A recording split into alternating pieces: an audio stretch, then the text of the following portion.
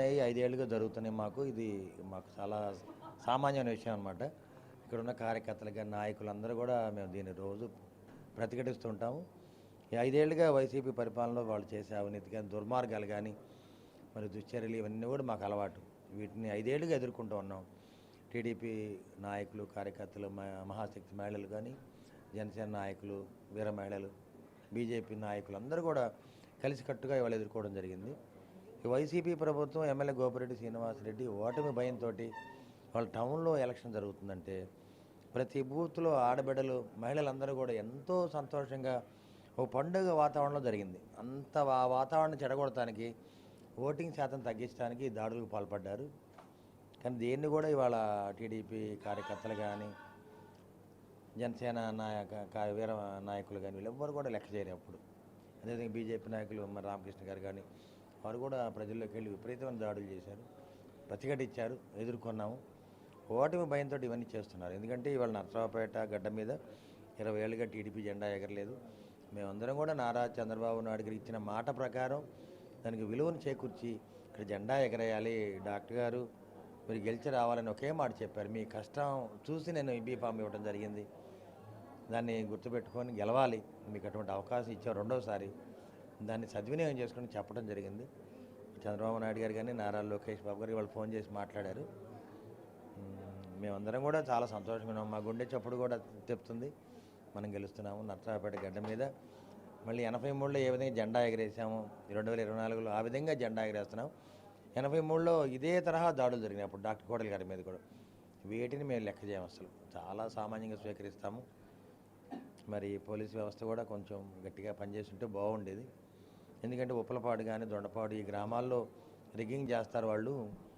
మరి దాన్ని ముందుగానే నియంత్రించమని మేము అడిగాము, కానీ వాళ్ళు చేయలేకపోయారు.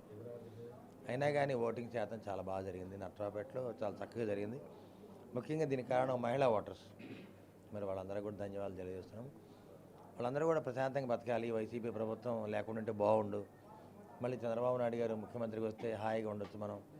అదేవిధంగా పవన్ కళ్యాణ్ గారు కూడా మరి మంచి సహాయంగా ఉన్నారు, మోడీ గారు ఉన్నారు, మంచి పరిపాలన వస్తుంది, మరి మన బిడ్డలు చదువుకునే బిడ్డలకి మంచి భవిష్యత్తు ఉంటుంది. ఇవన్నీ కూడా ఆలోచన చేస్తారు. ప్రజలందరూ చాలా చక్కగా ఆలోచన చేస్తారు.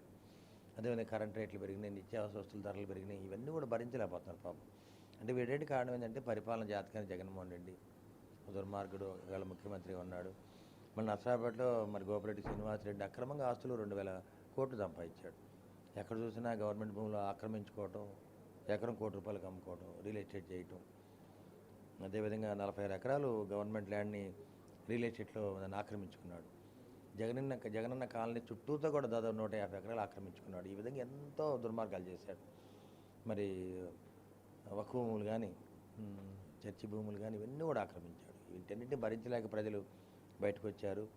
మరి వైసీపీ ప్రభుత్వాన్ని వ్యతిరేకంగా ఓటు వేశారు. ఇవన్నీ ఓర్చుకోలేక అసహనంతో దాడులు ప్రారంభించాడు. ఆవుల సత్రం దగ్గర కానీ, బీసీ కాలనీ దగ్గర కానీ, బరంపేటలో కానీ వీటన్నిటి మీద ప్రయత్నం చేశాడు దాడులు చేయడానికి.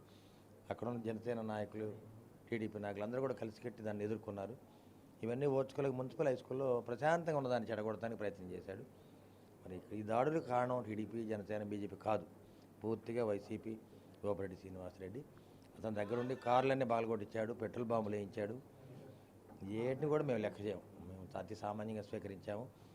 ఇక్కడ జరిగిన సంఘటనలన్నీ సాధారణ సంఘటనలు నిత్యం జరిగాయి, మేము దానికి భయపడం. మీడియా వాళ్ళకంటే మీరు చూస్తూ ఉన్నారు నిత్యం. మరి ఎన్నో ఏళ్ళుగా 5 ఏళ్ళుగా మా పోరాటాలు, మా కష్టాలు, మాకు జరిగిన నష్టాలు ఇవన్నీ కూడా కార్యకర్తలు భరించలేక ఇవాళ ప్రతిదాన్ని చాలా చక్కగా ఎదుర్కొన్నారు.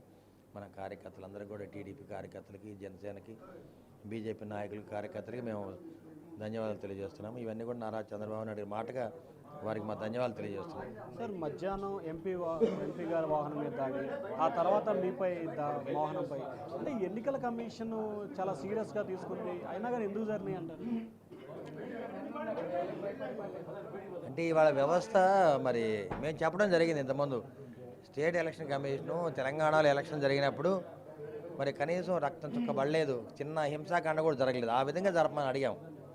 స్వచ్ఛందంగా ఓట్లు వేసుకోవాలి, ప్రజాస్వామ్యబద్ధంగా ఓటింగ్ జరగాలని అడిగాం. కానీ ఎలక్షన్ కమిషన్ కానీ, పోలీస్ వ్యవస్థ పూర్తిగా వైఫల్యం చెందింది. ఇదంతా కూడా మీడియా వాళ్ళు దీన్ని చక్కగా చిత్రీకరించి మరి ప్రజలకు తెలియజేశారు. వారికి ధన్యవాదాలు తెలియజేస్తున్నాను. తప్పనిసరిగా వచ్చే ప్రభుత్వం మాత్రం టీడీపీ, జనసేన, బీజేపీ ఉమ్మడి ప్రభుత్వం నారా చంద్రబాబు నాయుడు మళ్ళీ ముఖ్యమంత్రి పీఠం మీద అడుగు పెడుతున్నారు. వారితో పాటు నేను కూడా ఒక సాధారణ ఎమ్మెల్యేగా నర్సరావుపేట నుంచి గెలిచి అసెంబ్లీకి వెళ్దామనే ఆలోచన ఉంది. దానికి కారణం మా మహిళలు, కార్యకర్తలు, జన సైనికులు వీళ్ళందరూ కూడా నాకు అండగా ఉన్నారు, బీజేపీ వాళ్ళు కానీ. సార్ ఈరోజు జరిగిన దాంట్లో ఏదైనా రీపోలింగ్ కోరే అవకాశం ఉందా? రీపోలింగ్ కోరతారా లేకపోతే ఎన్నికల కమిషన్కి ఎటువంటి ఫిర్యాదులు చేశారు? అంటే ఉప్పలపాడు, దొండపాడు గ్రామాల్లో కలెక్టర్ గారికి దృష్టికి తీసుకెళ్ళాము. వారు ఆలోచన చేసి వీడియో అవి చూసిన తర్వాత రీపోలింగ్ ఇవ్వచ్చు. ఏదైనా రీపోలింగ్ జరగకుండానే ఉండొచ్చని అనుమానంగా ఉంది. స్వచ్ఛందంగా ఎలక్షన్ చేస్తాం. సో ఇది మొత్తం మీద ఖచ్చితంగా నరసరావుపేట గడ్డపై 20 సంవత్సరాల తర్వాత మరోసారి తెలుగుదేశం పార్టీ జెండా ఎగురవేస్తాం. ఎప్పుడు లేని రీతిలో నరసరావుపేటలో తెలుగుదేశం పార్టీ కార్యకర్తల నేతలు అంతా కూడా తమకు మద్దతు పలకడం జరిగింది. ఈ మద్దతు పలికిన నేపథ్యంలోనే ఈరోజు కావాలనే వైసీపీ శ్రేణులు దాడికి పాల్పడ్డారని చెప్పి అరవింద్ బాబు అంటున్నారు.